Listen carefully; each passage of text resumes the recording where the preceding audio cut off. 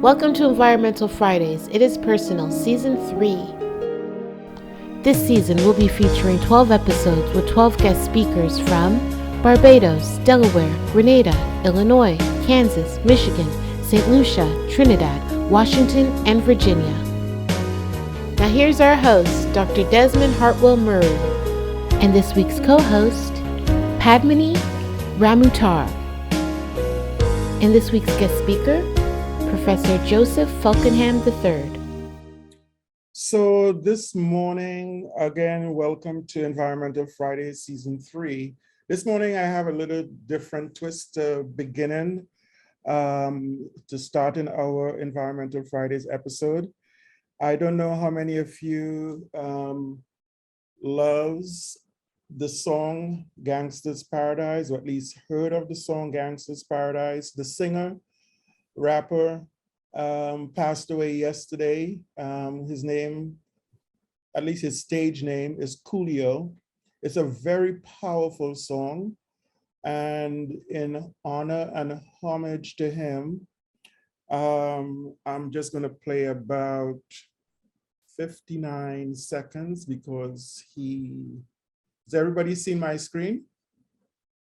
Yeah, because he died at 59 years old.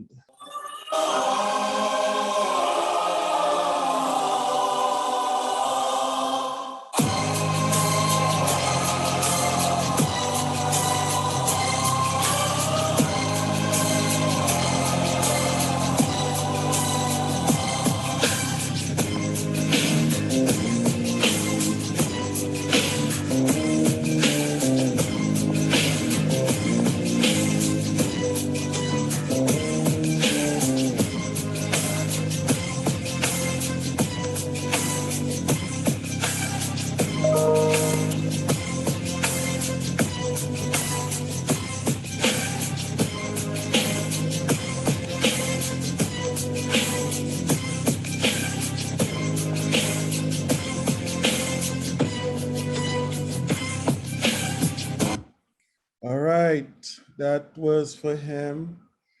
His legacy in that song, I think, will live on. It's been viewed over 1 billion times on YouTube, and I'm sure it's gonna keep on with 1 billion more. It's a very powerful song. So sometime if you guys haven't heard it or listened to it or whatever, you might want to. It's very powerful. In fact, I think it has we could interpret some of the lyrics in terms of the environment as well and our interaction with the environment. So take a listen at it. Next, we again welcome everyone. And we have this QR code. If you quickly point your camera at it, you could get onto our website, which is www.theenvironmentalfridays.com. So visit our website to get more information about Environmental Fridays. This season, we have 12 episodes, 12 guest speakers. They come from across the United States, as you could see here. Barbados and the Caribbean, Barbados, Delaware, Grenada, Illinois, Kansas, Michigan, St. Lucia. Today, our guest speaker is going to come to us from Virginia. And so if you want to know more about the speakers and their topics in advance, you could go to our schedule page on Environmental Fridays website. One of the original reasons why we started Environmental Fridays was to actually I teach chemistry, make chemistry real and relevant to our students. Chemistry sometimes tends to be abstract. And I think incorporating environmental themes and issues and seeing how chemistry is needed to help us understand it made it more real, relevant, and in fact, personal to our students. So that was one of the main reasons we started it. Today, I have the pleasure of introducing a friend of mine. She is Miss Padmani Ramatar. She's an educator at Bishop Anstey and Trinity College East, sixth form in Trinidad and Tobago. She's in Trinidad. And she teaches all levels of biology and environmental science for the past 6 years. She's pursued and completed a chemistry bachelor's and biology as well at the undergraduate level at the University of the West Indies in St. Augustine. And she's currently pursuing a master's degree in chemistry also at the university. She is very passionate about her work, teaching. She has done some innovative work in terms of teaching environmental science. And if you want to see more about her testimonials, because she's been part of Environmental Fridays in different ways, her testimonials about Environmental Fridays, along with her students, could be found at our testimonials page on the Environmental Fridays website. So welcome, my co-host and friend. And you now have the pleasure of introducing our speaker for today. Good morning, everyone. Okay. Good morning, good morning. So it is with great pleasure that I was given the opportunity to welcome our guest for today, Dr. Joseph Falkinham III. So Dr. Joseph has received his A.B. in Bacteriology and Ph.D. in Microbiology from the University of California and has served in the U.S. Air Force directing clinical laboratories for 3 years, after which he embarked on a fellowship with Dr. Roy Curtis at the University of Alabama Medical Center and joined the Department of Biological Sciences at Virginia Tech soon after. His most recent research is focused on mycobacteria, legionella, amoeba, and household plumbing. He authored and co-authored 3 books, 31 book chapters, and 25 invited reviewed articles from scientific journals. And he's published 136 peer-reviewed papers in journals. He has served on 3 different professional editorial boards and was editor for the International Journal of Microbiology. In 2015, he became a fellow in the Royal Society of Public Health, London, and received the Gardner Middlebrook Award in 2003 for microbiology by the American Society of Microbiology. Please welcome Dr. Joseph Falkinham III. Thank you, Padmani. I appreciate the introduction. I appreciate this opportunity and am looking forward to listening to questions and learning from your questions to me. So let's go to the first slide. Here we have a picture of a building at the university at Virginia Tech. Ut Prosim is the university's motto, and it is to serve. And we are a land grant university, a big ag school, 33,000 undergraduates in a little bitty town of 15,000 in the Appalachian Mountains at about 2,000 foot elevation. Big graduate and undergraduate program. And this morning, I want to talk about reducing exposure to waterborne pathogens. This is kind of a new opening concern, and we'll see what happens with this. Now, first of all, I have to introduce the players. These are all bacteria that I've listed here. I've listed my favorites that I've studied now for years and years and years, the mycobacteria. Myco, because they have a lipid-like surface behavior, and that's how they were originally named, and that name has stuck. We have Mycobacterium avium, which is a complex of a bunch of species. and Mycobacterium abscessus. These are the two major human pathogens. And then we have some other players. Pseudomonas aeruginosa, which is a waterborne organism, has been known and studied for many, many years. A relative of it, which used to be called Pseudomonas maltophila, is now called Stenotrophomonas maltophila. Another relative of Pseudomonas aeruginosa, Acinetobacter baumannii. I know about it from two perspectives. Acinetobacter baumannii caused infections in hospitalized troops in the Middle East after Operation Desert Storm. It had, before that time, very occasionally appeared, but then we had wards of individuals who had been injured and had these infections. The other reason I know about it is it's named after a graduate student at Berkeley that I knew and became good friends with, Paul Baumann. So one of these days, I'd hope I'd become a species, but we'll see if that happens. Another member of that group is Sphingomonas paucimobilis, unique lipids, sphingolipids in the outer layers, and paucimobilis just simply means it moves very slowly. The big player in this list is Legionella pneumophila. It is a real pathogen that infects wide numbers of people, transmitted via aerosolization, as are most of these.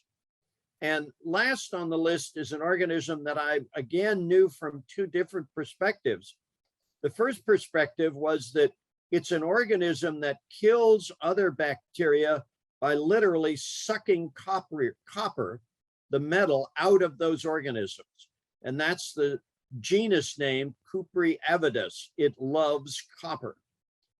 But then a friend in Northern Ireland made me aware of an outbreak of infections caused by this organism in a neonatal care unit.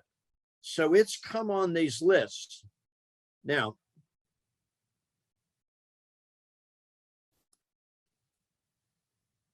what are the features of these bacteria? They are normal inhabitants of water. They're colonists, not contaminants. And I make that distinction because we study water and we use as an indicator of contamination of drinking water, particularly fecal contamination, by looking for Escherichia coli. It's a common colon inhabitant in mammals. These organisms are not colonists. They don't come from anywhere else. They're already present in water. They're in natural water. And because of that, they get into drinking water. I'll talk a little more about why they can do that. They survive, grow, and persist in drinking water. And of course, here is a kind of a little off the topic point that I like to make. We treat drinking water. Well, we treat drinking water with chlorine or chloramine or other disinfectants, and that is a selective agent. So it selects for a subpopulation. E. coli, for example, is very sensitive to chlorine. And so here in the United States, because we have widespread chlorination and treatment of drinking water, we don't worry about problems with gastrointestinal disease, but rather we have good quality drinking water. Now, drinking water is not sterile.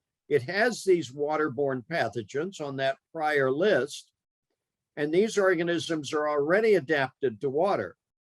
So they get taken into the treatment plant, in part because they're relatively resistant to chlorine and other disinfectants.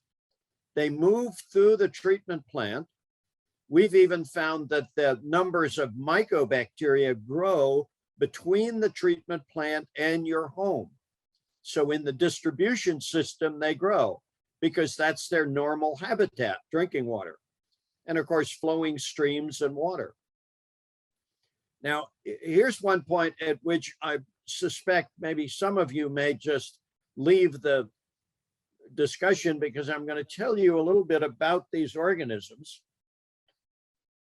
And when they get into your plumbing, as they are and were this morning, if you, like me, took a shower, you warmed up the water. Well, that's good, because microorganisms are dependent upon temperature. The higher the temperature, until it gets way too hot, they grow. So you then turned off the water. The pipes were nice and warm in the bathroom, and the microorganisms now are sitting at home growing to higher numbers. So the next time you turn on the tap for the shower or the drinking, and you're going to brush your teeth, or you're going to prepare some food or coffee, something like that, those organisms have grown. We are very concerned here in the United States with the fact that our businesses were closed. And so during that period of time, the water in company buildings essentially became stagnant. But during that period of time when we haven't used the water, the term that the engineers use is water age, the microorganisms grow and grow and grow and grow.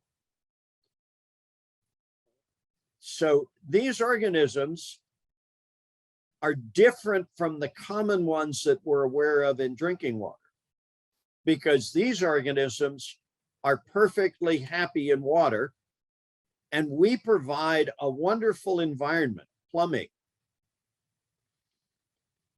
Water is a low nutrient source, and the conditions fluctuate. So these waterborne pathogens are able to grow at low nutrient concentrations and under a great variety of fluctuating conditions. Now, why do we worry about these organisms? These organisms are not overt pathogens, but are opportunistic pathogens. They infect individuals, humans and animals and birds they infect those individuals with some predisposing condition that makes them unusually sensitive. In hospitals, we have life-threatening pneumonias. Particularly, we find them in neonatal care units with brand new babies who don't yet have enough maturity to make it on their own, so they need life support. We have them in operating rooms.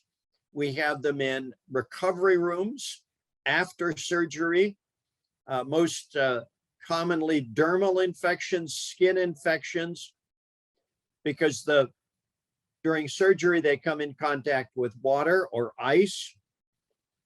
And for about the past 4 or 5 years, there's been a good deal of focus on bloodborne infections, bacteremia, after heart surgery, cardiac surgery, caused by a particular species of Mycobacterium chimera, that was in an instrument made in Germany by a company, shipped all over the world. And the instruments are called heater coolers, and they are important when you're supporting the life of the heart transplant patient or the patient whose heart has been stopped for repair. So we have hospital-acquired infections, and so that gets a good deal of our attention. Here's a list of the risk factors for these infections. Immunosuppression. We have a lot, surprisingly, I've discovered we have a lot of immunosuppressed patients because of chemotherapy for cancer and other diseases. Cancer also makes you somewhat susceptible to these. An inherited genetic disease, cystic fibrosis, that affects the lungs, makes patients very susceptible.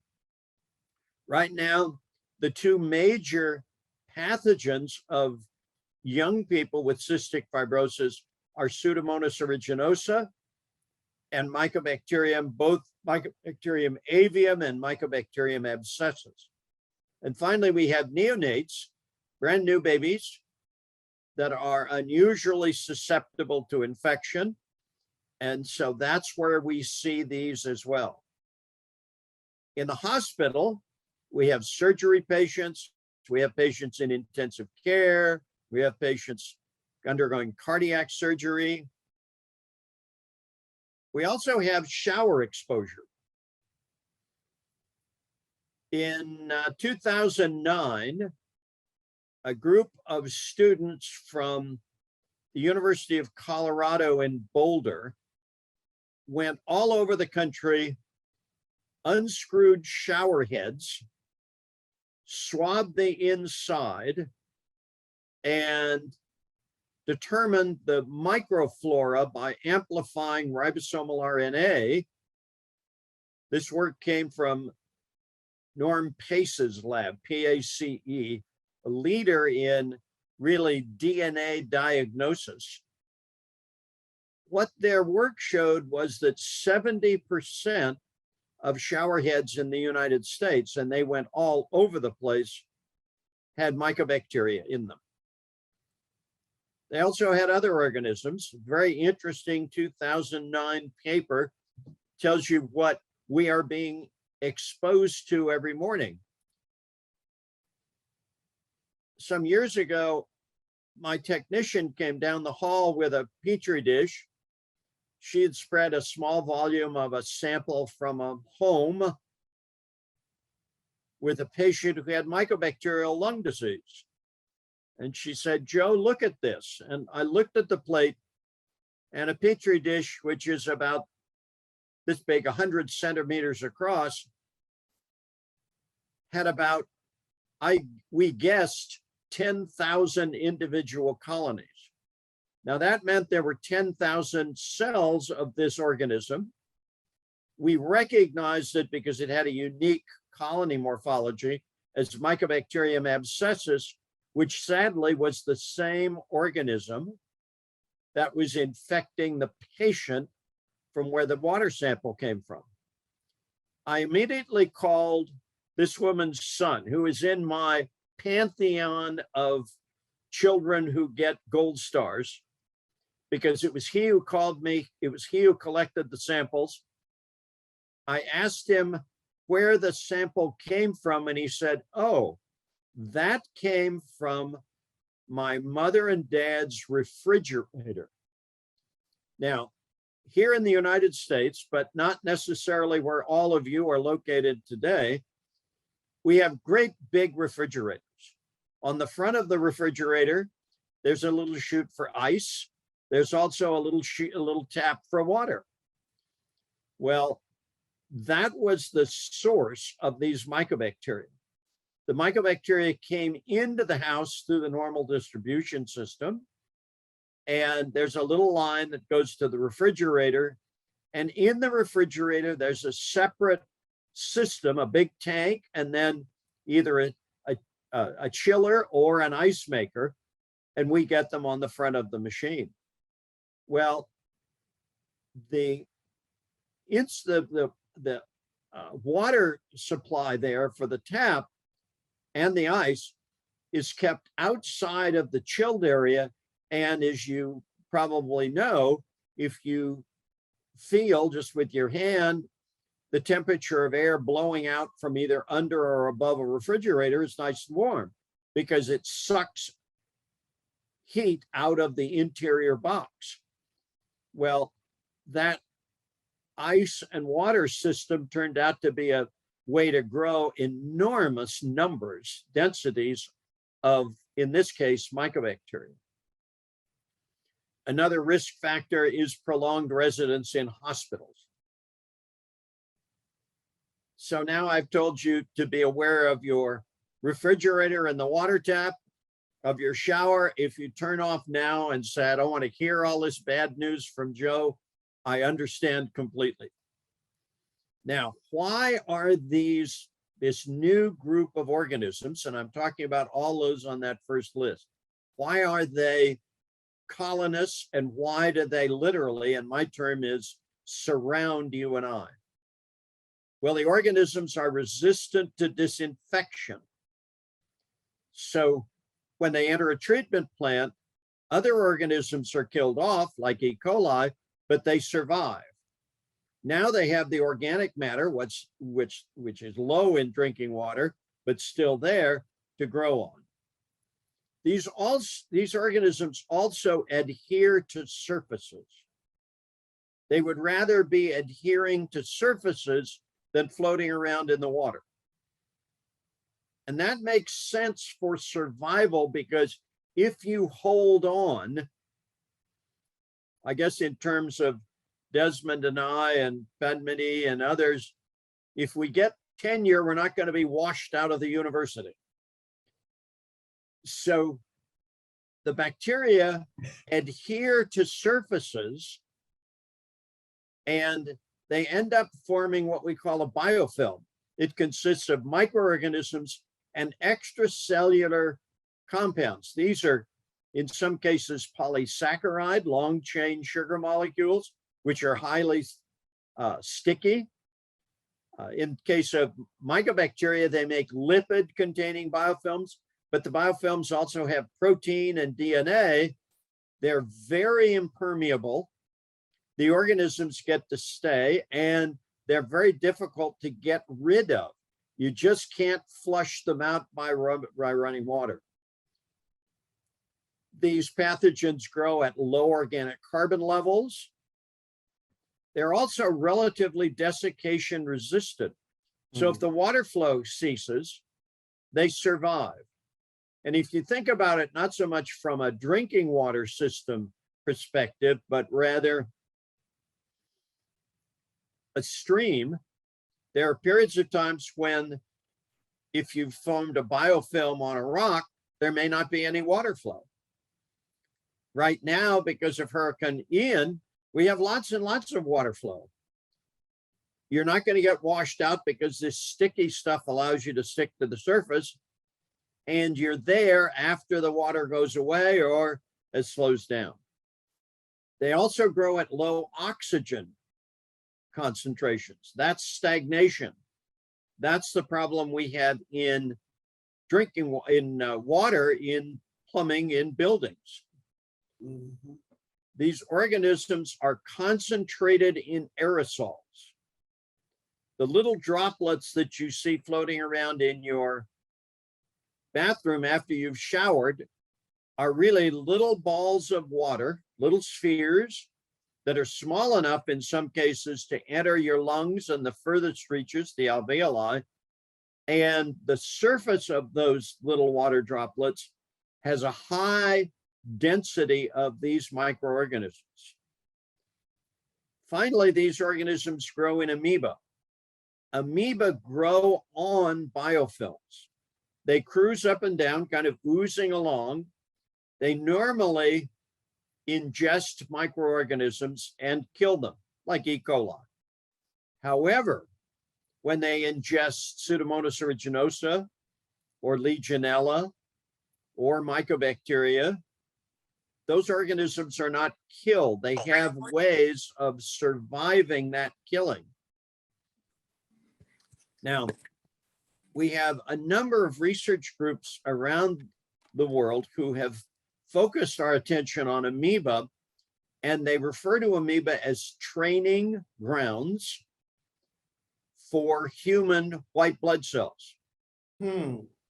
Because in the amoeba have the same mechanism for eating bacterial cells as our white blood cells, the macrophages, for example, have to destroy pathogenic organisms.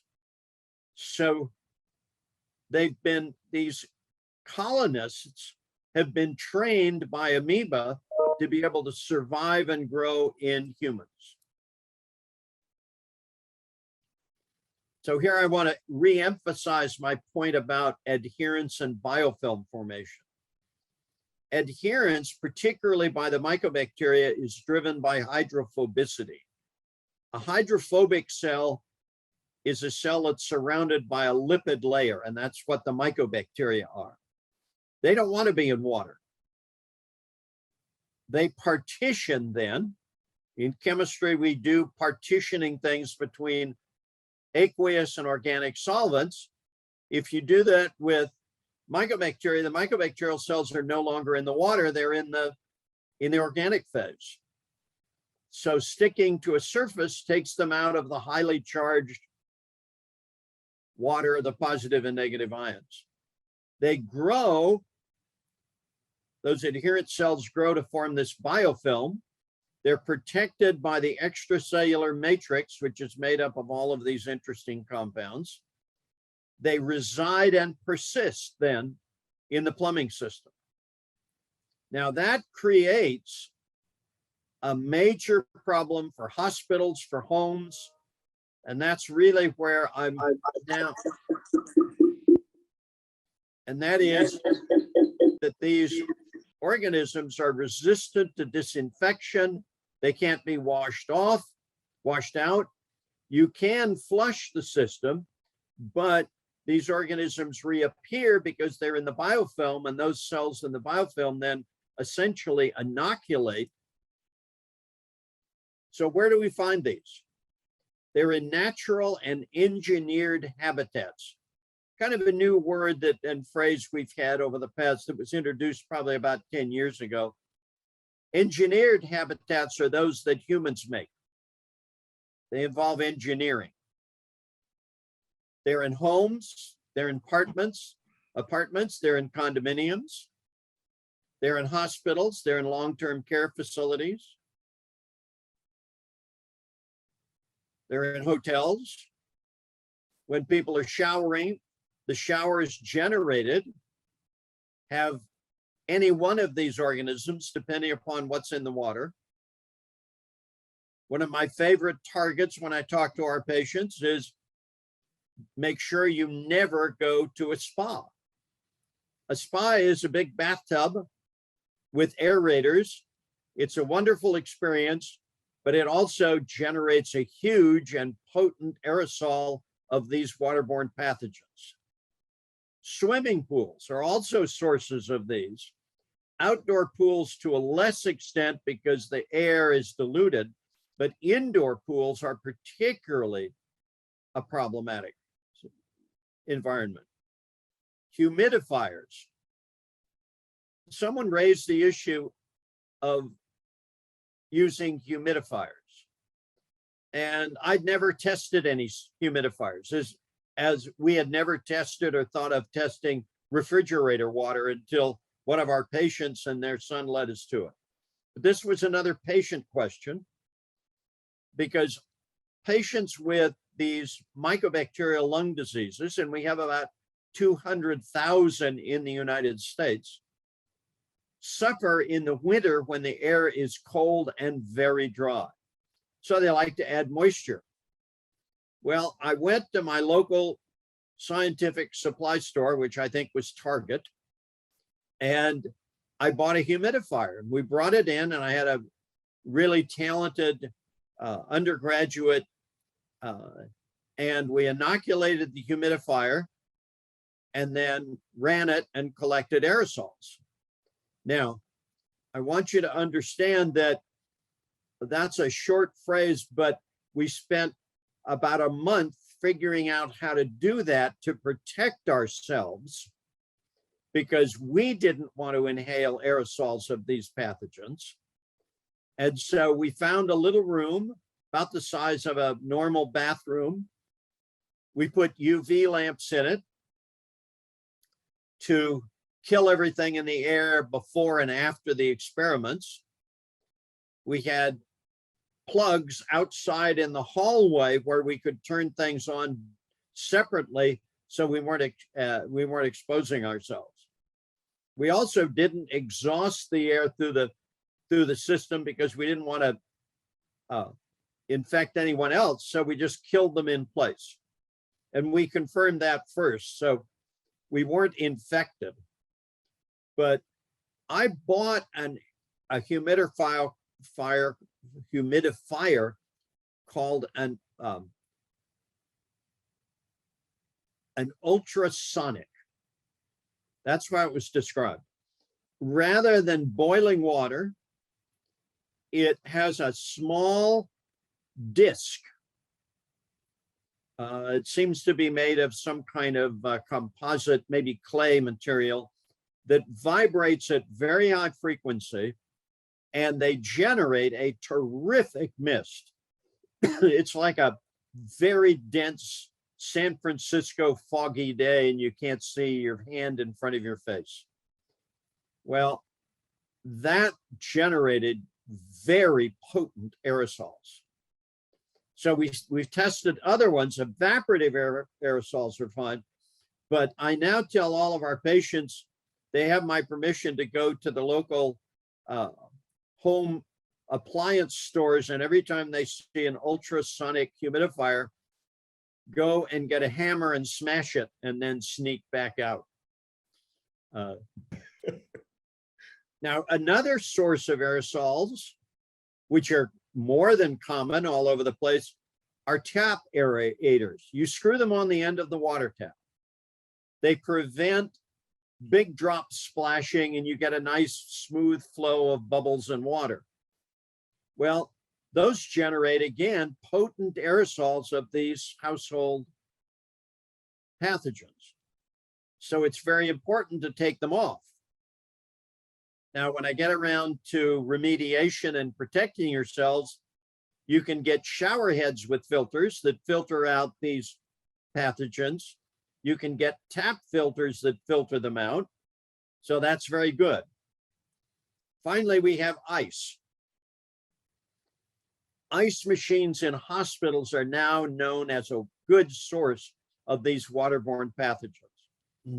And ice is used all over the place in hospitals, not only for cooling a drink for the staff, but they get cool drink to the patients. So,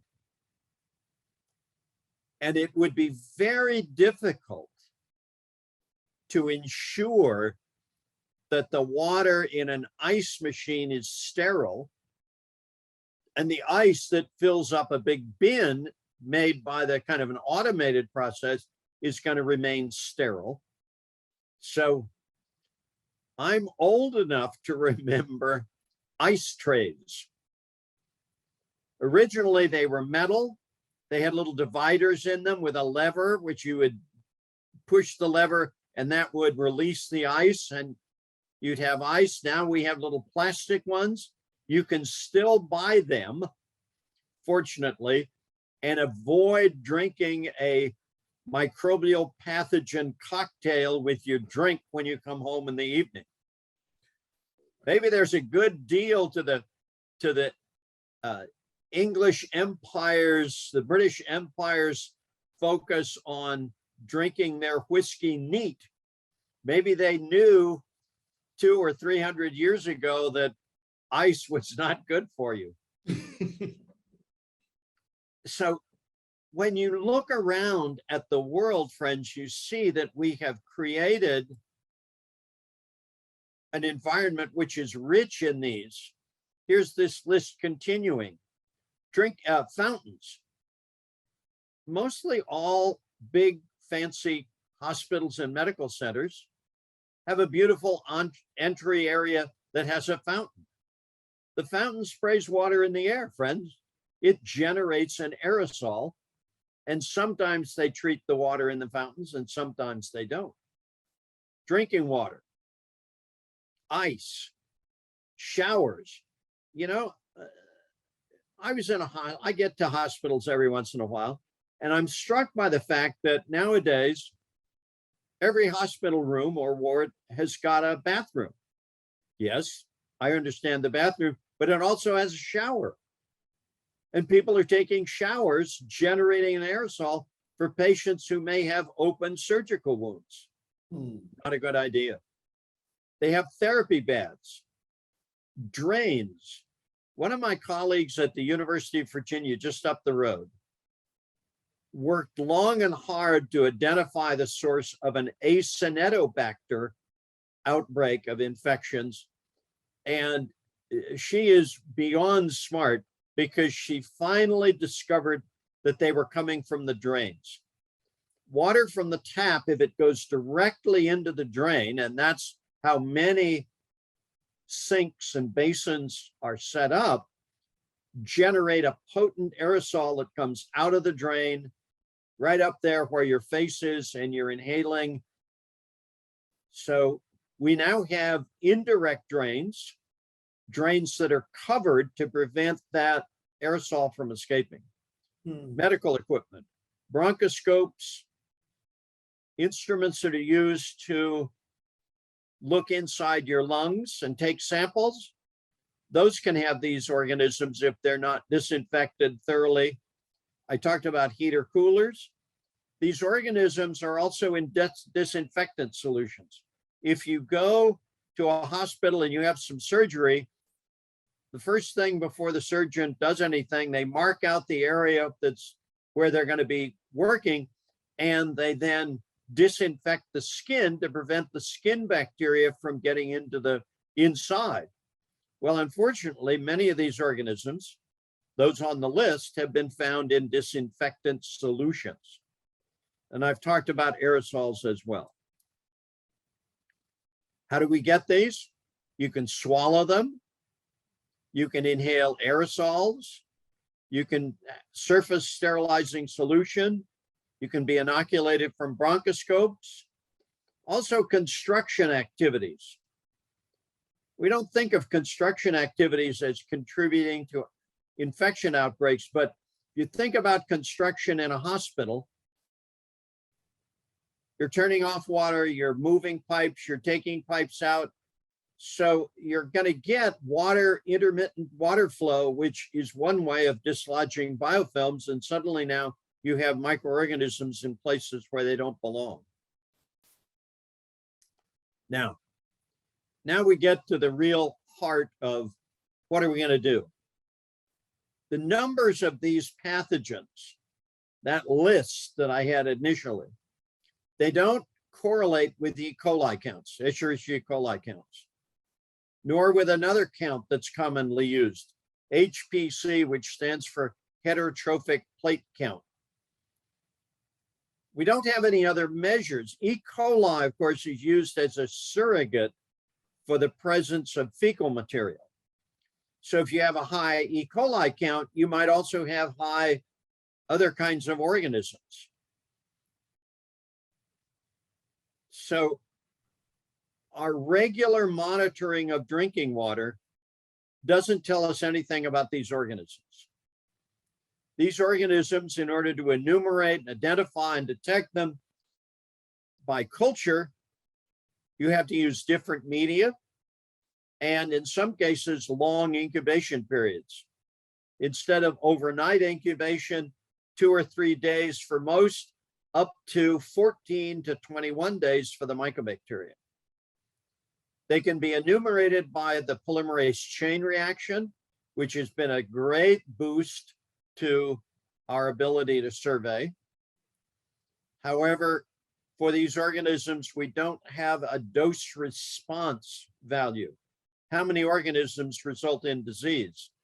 So the EPA can't tell us, well, you have to keep this number below a certain value because we don't know what that certain value is. Also, we don't know where and when to monitor. A recent paper that's just out came up with a very important discovery that I'm going to be using in my work, and I think will have a big impact on the drinking water industry. They surveyed 3 closed buildings at the University of California, my old alma mater. And they showed that stagnant water had many more of these waterborne pathogens. But what they also showed is that particular fixtures, namely drinking fountains, had very high numbers of these organisms. And of course, as soon as you open a building and you fill it up with students, students get thirsty. They may not drink directly from the drinking fountain, but will fill their water bottles directly from the fountain. And the advantage to someone like me who looks for sources is I want to go to a source that has the highest numbers of these organisms because my chances of detection are much better. So let's say you're working in a hospital and you have some of these organisms. Well, in an emergency, and this truly has to be an emergency, you can circulate very hot water throughout the whole plumbing system or high concentrations of chlorine. That will kill everything. The problem is twofold. First, no water can be consumed in the hospital from the system because everybody would get scalded or burned or chemically exposed. So there's no water, so you buy a lot of bottled water. It has to be done for at least 24 hours. The reason being is you have to make sure that the water, heated water or chlorinated water, gets to every single nook and cranny. Because if you don't, the organisms that didn't see that high level of heat and weren't killed will now re-inoculate the system very quickly. We faced that problem with these heater coolers. The question was, how do you remove the biofilm? And at the bottom there, I say, you never get rid of OPPPSs. I have called these organisms opportunistic, referring to the fact that they need a patient with a risk factor. Opportunistic premise for buildings, plumbing for where they are, pathogens for what they are. So I talk about oops all the time. What can you do at home? Well, your water heater turns out to be a place where they grow. So if you drain the water heater every month, water heaters come with a little tap that you can use a hose on. You can run the hose out into the yard. The plants love it. If you look at the first stuff that comes out of the water heater, it's got a huge amount of stuff in it because it accumulates all kinds of things, most of which are microorganisms. You can raise your water heater temperature to 70 degrees centigrade. That's high enough to kill, but when you do that, you have to make sure that people using the hot water realize that it can scald. You reduce stagnant portions. I put in bold there, flush. So let's say that you're fortunate enough to have a cabin up in New England and you go there every summer. Well, the first thing you do when you get to the cabin is flush the water, because the water's been sitting there for maybe 6 months since last summer, and it's loaded with microorganisms. You want to go through all the plumbing and make sure that there are no dead ends. Now, a dead end is just kind of like a little T sticking off where they were going to put a pipe and don't have a pipe now. But there's another problem, and it would be a ward or a part of a home. We've been studying homes of patients with Mycobacterium avium lung disease in a community outside of Philadelphia. It's an older community filled with great big lovely homes in which perhaps there are only grandma and grandpa living. The children have gone off, the grandchildren have gone off. Maybe once in a while in the homes, the home gets filled again with a whole bunch of people, but they may have a whole floor or a wing in these big houses in which the water's not been used for a long time. We studied that and found very high numbers in these. We literally sampled the most frequently used bathroom, which would have been where the resident was living and using the bathroom, and the infrequently used bathroom, which might have been in another wing or another floor of the house. Big differences. So that's why flush is in bold. There are point of use filters for taps and shower heads. We've tested some of them and they work. They work because the pore sizes are small, so small that they prevent the passage of bacteria. The problem is those filters are basically medical grade filters to sterilize solutions, so they are expensive. And as you might imagine, you have to change them on a regular basis. The other thing you can do is remove aerosol generators. One way of removing an aerosol generator is to take an aerator right off a tap. Big drops are not such a problem. You can also change your shower head to a shower head that has big holes, because that generates drops rather than mist, and the drops disappear quickly. Now, my last point is, again, to tie in with some of the Environmental Fridays initiatives, and that is, what are we as humans doing to influence these organisms? Well, we have green buildings. You can now get certified as a green building architect or a builder. And what happens?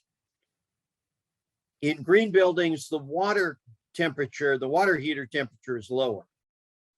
So low, in fact, that it promotes the growth of these organisms rather than killing them off. Water has a longer residence time in green buildings, so there's more time for these organisms to grow. We have reduced flow misting shower heads available. My son and I used to go out to California to visit my mother and dad, and we used to stay in a motel nearby their home, and we would have fun, and we'd get to see grandma and grandpa and my mother and father. And one year, my son and I shared a room, and he got in the shower. And he was in the shower and started yelling, "Dad, there's something wrong with this shower." Well, what it was a misting shower head, which was about the same as taking a spritzer that you use maybe for your hair or for cleaning windows. And he was sorely upset by that. Ultimately, he and I took the shower head off, which is often the case of many of our patients with lung disease, because you just bathe in the stream of water. Also in green buildings, we get a buildup of biofilms of microorganisms. So I'm not much of a fan of green buildings. And I'm caught at 6s and 7s about how are we going to do these things. We do have instant hot water heaters. They don't have a big tank. That big tank that you have, called the water heater, is really a microbial culture factory. It has high numbers of microorganisms, which are then released throughout the residence. So as I say, I think I've finished. I'm at the end of my slides. Yes. If let's see, I might be able to figure out how to get to my very first slide. There we go. All right, let me. I'm going to go click quickly back. Sorry for the. Yeah, here's my email, right down there at the bottom. JOFIII, my initials, at vt4virginiatech.edu. If you have any questions, if you want any information, for example, I have a list of recommendations to reduce exposure to these organisms. I'll be more than happy to share things or articles or anything like that. All you have to do is send me an email. Yeah, so now I will be quiet and we can answer questions if we have questions. All right, first of all, let's thank you for a very good lecture again. And it's scary. All these different ways that these microorganisms, we could be exposed to them. So Padmani, do you have questions to begin with? I do. Thank you for your presentation, Dr. Joseph. Excellent. I can tell you're a great educator just by how you presented today. My question was, you said at the beginning that there's a particular microbe that sucks the copper out of organisms. I was wondering, for what particular reason? Is it that they have a different organelle that they form? Why are they using this copper?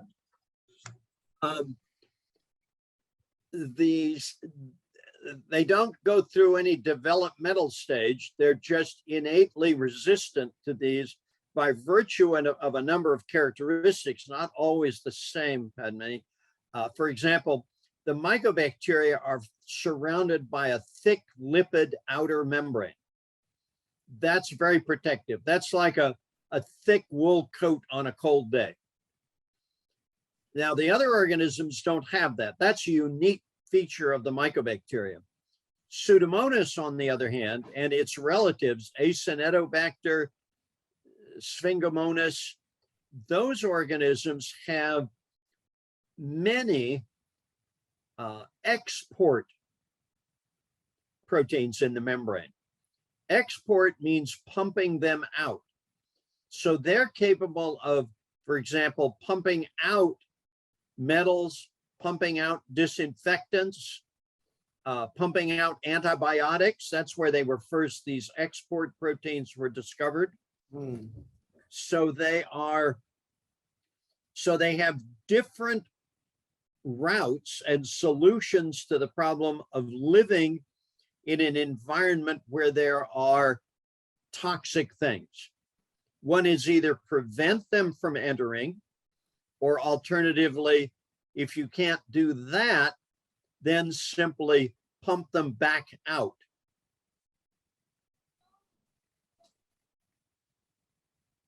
Okay. Oh, okay. Thank you. I had one more question. Are there any current research? Because I know you said that these microbes are resistant to any sort of disinfectant.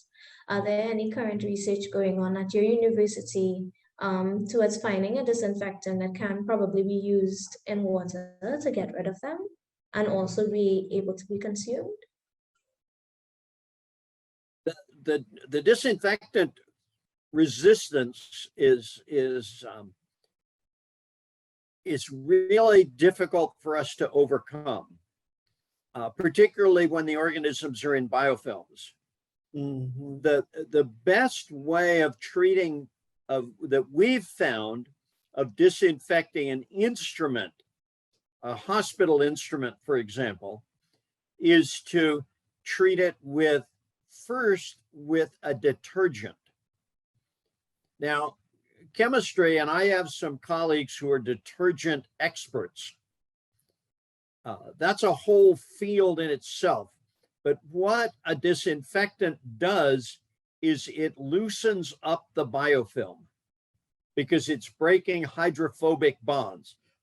The same activity that we use for a detergent to wash our clothes, for example. So the first thing that we discovered worked was a combination of treating with detergent, which may not kill microorganisms very much at all, but then following it up with chlorine, which kills the organisms that are now accessible. And we can treat an instrument that way, and we don't get any more of the organism in the water that's in the instrument or water that passes through, but eventually the cells that are remaining in the biofilm will repopulate the water.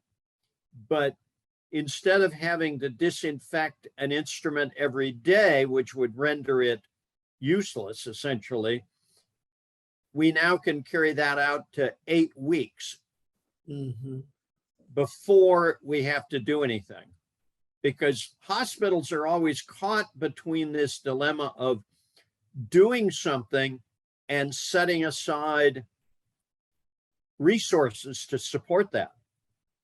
When I first described the situation to the people who managed these heater coolers, they said they couldn't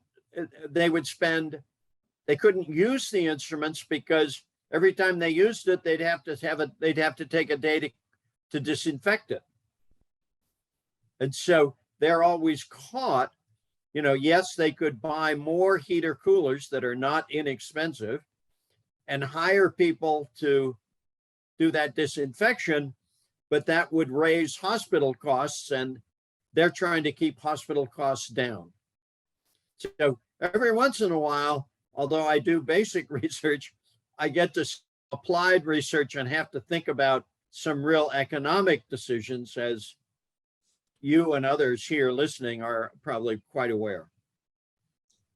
So to add to that, one of the things I think I've learned about the detergents, soaps, is that they will insert themselves into the cell walls, and very effective detergents or soaps, they will create pores, holes. In some cases, they may even bust open the cell wall. And so following what Dr. Falkingham said, now that organism is much more susceptible to the chlorine and other stuff. And so that sounds, in a terms of a chemical approach, opening up first the cell wall, and then that allows things, detergents, chlorine, chloramine, or whatever, to come in and do their job more effectively. Yes, and that is certainly the rationale behind that, and does work, and is what really frustrates us. And actually, one of my colleagues in chemistry has taken advantage of this to develop a group of amphiphilic antibiotics. Mm-hmm. Mm-hmm. And these are antibiotics that are amphipathic. They have some detergent-like characteristics, Yeah. and they can kill and are good antibiotics for mycobacteria. Now, we have not tested their efficacy, for example, with mycobacteria inside white blood cells. We don't know if we can expose white blood cells to these and are not lysed or anything like that. I sometimes, because I'm a naive microbiologist and don't think about a lot of chemistry and things like that, and engineering things, when I talk to people with problems, particularly the heater cooler engineers, and we were talking about disinfectants, I would talk about one disinfectant, at which point all the engineers would immediately jump up and start screaming, no, no, no, because I would dissolve the seals and the valves and everything inside the instrument. And I am smart enough to realize that although you can increase the susceptibility of mycobacteria to antibiotics with detergents, as you described, Desmond, by making them leaky, in a sense. Yep, that's a word that's used. Yep.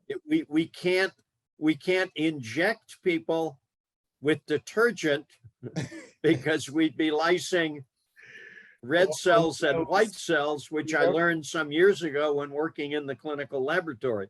So, I have a strong appreciation for people who are trying to develop for antibiotics just generally, and then at another level, the poor folks that are trying to develop antibiotics for mycobacteria, because that outer lipid layer essentially makes them armor plated. Yep. And I think about it all the time, I think, and I wake up at night with some ideas, and sometimes they're evanescent and disappear. Sometimes I can remember them the next morning. I don't yet. I can use my phone. I can type in my little ideas on my phone at night. Okay. We have another question. Trina, you could unmute. Hi. Hello, So it was a Trina. very Thank you for hi. listening. How can I help you? It was a very interesting discussion, and it was kind of eye-opening because I guess I come from a environmental engineering background, and as well as environmental biology and that for my undergrad.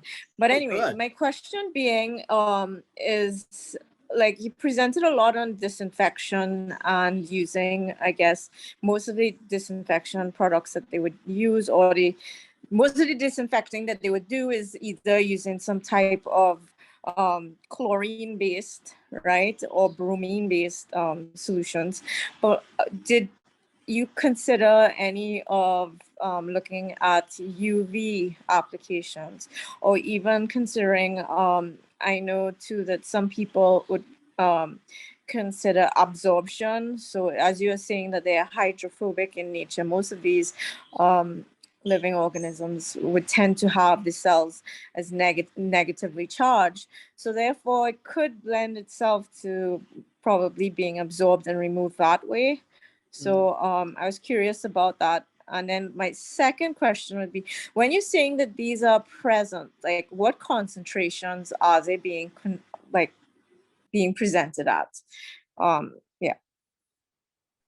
Two really good questions, Trina, and I now understand your environmental engineering background, because they're the questions that my colleagues in civil and environmental engineering ask me all the time.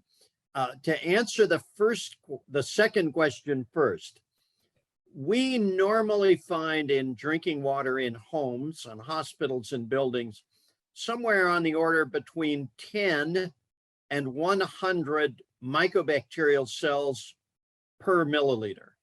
Now, the EPA has a standard of less than 500 heterotrophic plate count, HPC organisms per milliliter. So that's within that, because these organisms are in fact HPC. They're just not distinguished on the medium that we use. Now, we have found situations where we find 100,000 mycobacteria per milliliter in water. Oh, okay. That came out of a study involving I was called by a very bright, thoughtful ear, nose, and throat doctor who had patients with sinusitis, infections in their nose, Yeah. and they couldn't get rid of them, and he couldn't get rid of them with antibiotics, and ultimately said, oh, they're infected with mycobacteria, and certainly that was the case. So we wanted to trace whether these people who were very good at rinsing their sinuses using either a tube or some device that you can buy to allow you to rinse your sinuses.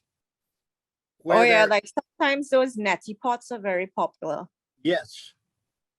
However, the water in their apartments or homes had the same mycobacteria as in their nose. Oh, wow. Okay. So I'm not a fan of nasal irrigation unless you use sterile water. And you can buy sterile water. You can buy sterile saline. Now, to go to your first question, it is marvelously timely, because yesterday I got a notice from the American Water Research Foundation. It's in Denver, Colorado. It has supported our laboratories work, that of colleagues in conjunction.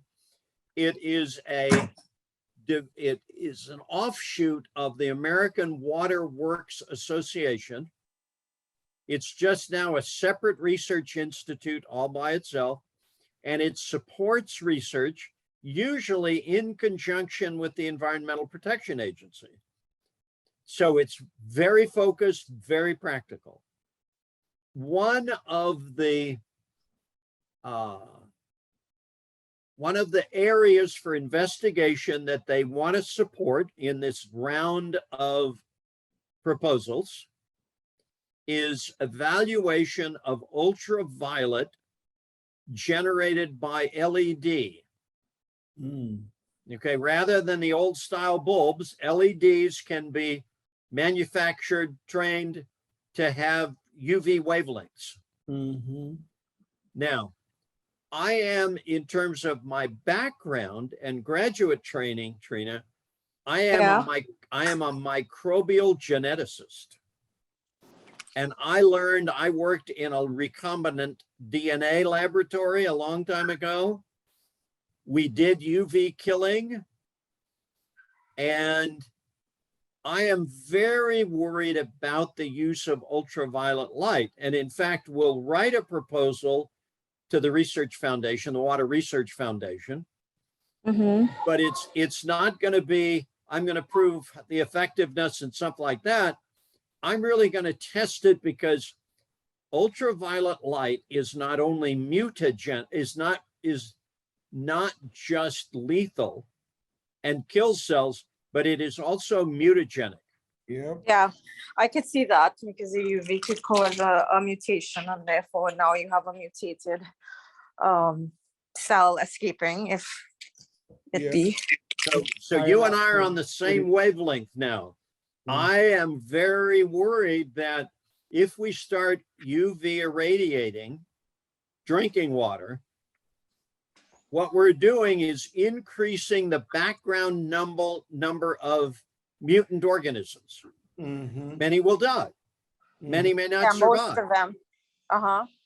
But a very small proportion of them, first of all, could be simply antibiotic resistant. They could be disinfectant. We could inactivate the basis for example, in Pseudomonads, the ability to export compounds. So we now have Pseudomonas aeruginosa, which is resistant to chlorine or other disinfectants. I'm kind of wound up on this because I just thought about it and the ideas are bumping around in this little pea brain of mine. And I'm trying to think of ways in which we can do the work in an outcome neutral way, because I certainly could set the experiments up in such a way to give the result that would horrify everybody. Yeah, that's kind of what I was worried about too, with some of your like results that you're presenting, because I was like horrified, right? And I'm coming from an environmental engineering background, so that's well, like we generally protect people. We protect people from these pathogens. So I'm just like, how abundant is this? And like how I understand your concerns, but is it rampant enough that it warrants us taking a different approach, or in a way that is there a way to kind of have a symbiotic relationship with these organisms where they're in balance but they don't cause any detrimental harm? And I'm not sure. Yeah. Well, Trina, you are in a field, civil and environmental engineering and water treatment, that I consider to be on a fine edge right now, because we've shown clearly we can get rid of diarrheal organisms and others, but we now have these organisms, and we have the incidence of these infections is increasing. The population, for example, in the United States is getting older. That means more susceptible people. The same questions have been raised in Europe and in Japan about these organisms because they're further along the line in terms of having an aging population. Yeah. Yeah. Now, So, just yesterday, I looked at an experiment that we've been doing in the laboratory, and this was actually, again, generated by questions from our patients. There are bottles that you can buy that either filter the water. One is called Life Straw, so you can drink essentially sterile water, or that UV irradiate the drinking water. So when you go to the tap in the hallway of the chemistry building and you fill up your bottle, if it's one of these UV bottles, one called SteriPen, another called Crazy Cap, you can fill them up, and then you charge it through your PC. It's a low voltage, but it has an LED light, and it will sterilize the water. But a long time ago, again in my E. coli genetics era, I learned about a phenomenon called photoreactivation. If you irradiate bacterial cells and then shine just sunlight on them, and we've been using 30 minutes, the organisms that were dead now reappear on the petri dish. It sounds like one of these goofy horror films where you're talking about the undead, the dead, and the undead. It sounds like science to me. So guys, we would really need to wrap up because we are at 11 o'clock, top of the hour here. But before we go, we want to again thank you so very much. Trina, of course, now you know Dr. Falkinham's contact information, so you guys can... Yeah, I'm gonna follow up with him. Okay. Really Please follow up, Trina, Yes. because I want to get your responses. I will send you an outline draft of my proposal. And I apologize, Desmond, because once I get excited, I'm hard to shut up. So That's all right. I appreciate everybody's attendance, and I appreciate particularly Desmond and Padmani for going out on the limb, starting this program, being active in this program. And I look forward to particularly next week's presentation. Yes, yes. So speaking of next week's presentation, as we close, it deals with butterfly gardens in the Royal Botanic Gardens. And it could be one where everyone could actually participate by having butterfly gardens in their own backyard. So we look forward to that. And we want to thank so much our speaker for today, Professor Emeritus Joseph Falkinham, and for my dear friend and co-host, Padmani Ramatar, for a wonderful session today. Thank you so very much. And we want to thank everyone that stayed on and came on for being here as well. Thank you so very much to everyone. For more information about our sponsors and partners, please visit the Environmental Fridays Partners and Sponsors page.